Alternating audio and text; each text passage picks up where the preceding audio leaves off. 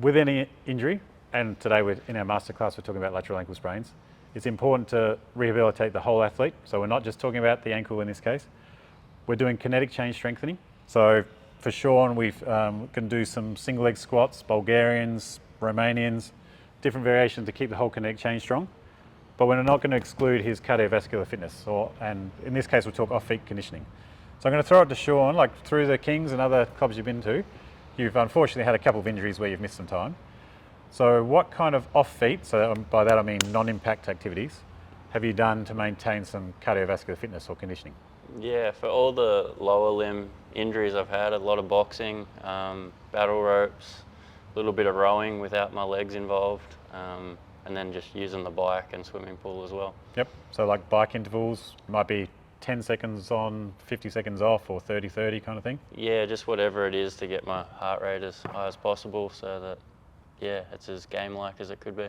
Yep, cool. So we're looking at doing different energy systems, so anaerobic and aerobic, so that's why it might be 5-second efforts and long rests, or more aerobic where it's 30 seconds on, 30 seconds off, or 30 seconds hard, 30 seconds easy.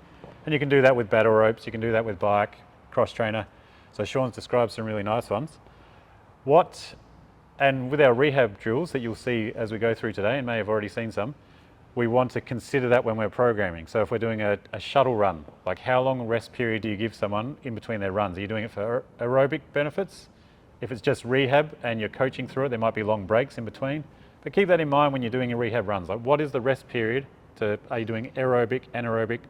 What's the other benefits of your rehab run? Don't just make it pure physio. Sean, when you're doing this off-feet conditioning, like what helps motivate you? Like rather than just being as a physio or the S&C coach dictating, like what's the drive for you to do this rather than just thinking about an ankle? Yeah, I guess when I have been injured, I feel like I'm missing out on the season or wasting a little bit of time. So when I come back, I want to be as fit as possible so I'm not wasting longer time getting back fit.